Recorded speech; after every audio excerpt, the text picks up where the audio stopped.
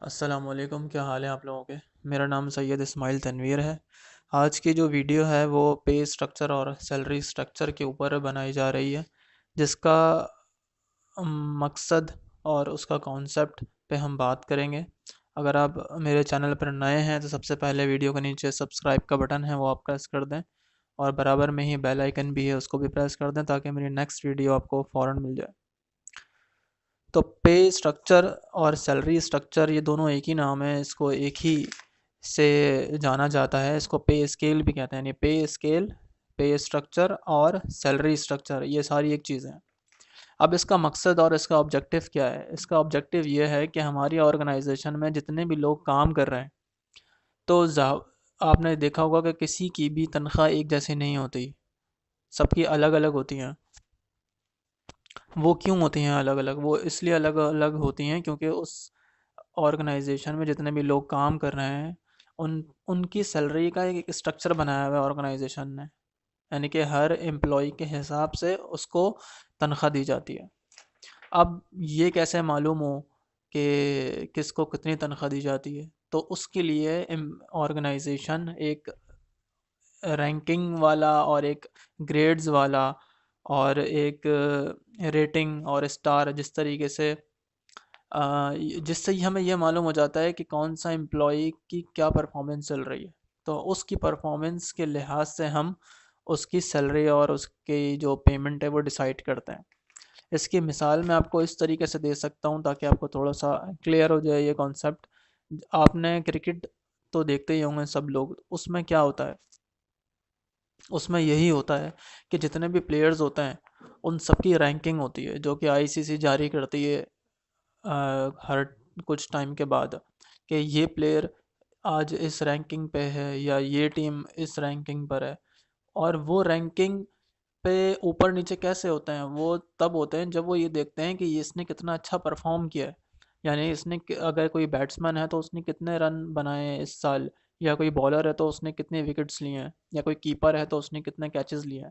तो micro level पर जाके उसकी परफॉर्मेंस को इवेलुएट किया जाता है, जिसकी बेस पे उसकी रैंकिंग होती है, और उस रैंकिंग की बिना पर उसकी सैलरी डिसाइड होती है कि उसकी क्या इनकम होगी।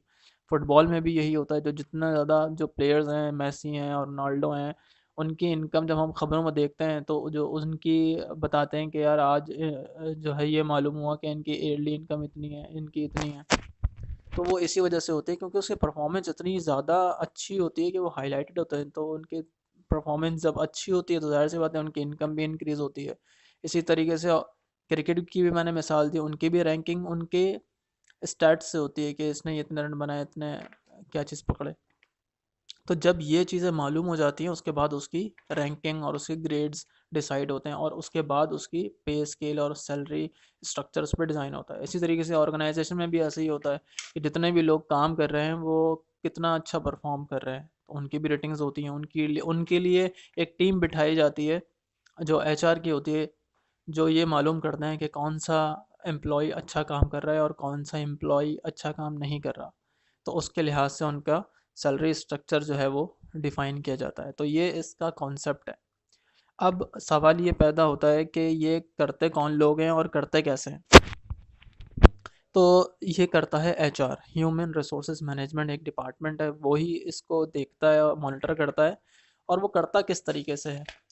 अब वो जब भी हम किसी चीज़ के बारे में कोई एक्शन लेने जा रहे होते हैं या कुछ करने जा रहे होते हैं तो उसके बारे में हमें पहले एनालिसिस करना होता है, जानना पड़ता है कि ये क्या चीज़ है, रिसर्च करनी होती है। इसी तरीके से इसको हम कहते हैं एनालिसिस, जॉब एनालिसिस। जब तक हम जॉब एनालिसिस नहीं करेंगे हम मालूम नहीं पड़ेगा कि कौन सी जॉब कैसी है। अगर मैं आपको दो दो शख्स दूं और आपको बताऊं कि भाई ये दो शख्स हैं, इनकी सैलरी डिसाइड करें, तो आप कैसे करेंगे? आपको मालूम ही नहीं है इसका क्या काम है, इसका क्या काम है, या दोनों के जो काम है उसमें क्या क्या, उस काम के अंदर क्या क्या ऐड है, वो अपनी जॉब के साथ क्या क्या कर रहा है, कैसे आप डिफाइन करेंगे? तो उसके लिए हम करते हैं जॉब एनालिसिस। अब जो जॉब एनालिसिस दो तरह की होती है, एक तो इंटरनल जॉब एनालिसिस होती है और एक एक्सटर्नल होती है। इंटरनल में क्या होता है कि जो एचआर का बंदा होता है वो ये देखता है कि जो भी लोग हमारे यहाँ काम कर रहे हैं, अगर कोई नया एम्प्लॉय आ रहा है उस जॉब के लिए, या किसी को हम निकाल के दूसरे को बंदे को लेकर आ रहे हैं, या हम कोई नई जॉब्स ऐड कर रहे हैं अपनी ऑर्गेनाइजेशन में, उसके लिए बंदा हायर कर रहे हैं, तो सबसे पहले तो हम उस जॉब का एनालिसिस करेंगे, देखेंगे कि वो जॉब है क्या। फॉर एग्जांपल डेटा एंट्री की अगर एक जॉब है, तो हमें ये देखना पड़ेगा जो डेटा एंट्री के लिए आपको क्या क्या चीज़ें रिक्वायर्ड हैं। तो उसमें कोई ख़ास चीज़ें रिक्वायर्ड नहीं होती, आपको कंप्यूटर चाहिए, आपको थोड़ा सा एक्सेल आना चाहिए, कंप्यूटर के सॉफ्टवेयर यूज़ करने आने चाहिए।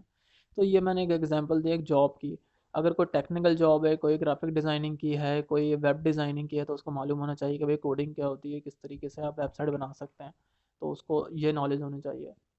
और फिर हमें ये देखना पड़ता है कि वो कितना एबल है उस जॉब को करने के लिए। तो मकसद कहने का ये है कि जब भी हम एनालिसिस करते हैं तो जॉब के बारे में जानते हैं पहले, कि हाँ यार ये इस जॉब में इतनी मेहनत है, या इतनी जो है हमें एजुकेशन चाहिए बंदे की, इतनी हमें मेहनत चाहिए, इतनी नॉलेज चाहिए, इतनी एक्सपर्टीज़ चाहिए।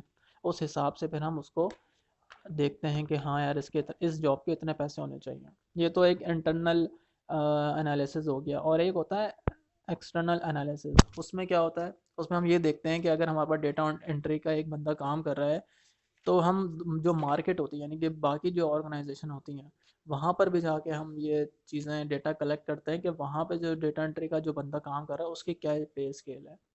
क्योंकि जब तक हम बाहर की चीज़ों का मालूम नहीं करेंगे कि बाहर मार्केट की क्या वैल्यू चल रही है, और हम वही उसको 20,000 रुपये तनख्वाह देते रहें एक बंदे को, और बाकी ऑर्गेनाइजेशन में उसी जॉब के 40,000 रुपये मिल रहे होंगे, तो वो तो छोड़ छोड़ के लोग जाते रहेंगे आपके ऑर्गेनाइजेशन। वो बोलेंगे भाई आप तो सही पैसे दे ही नहीं रहे हमें, बाकी ऑर्गेनाइजेशन इस जॉब पे 40,000 रुपये दे रहे हैं और आप 20,000 रुपये दे रहे हैं।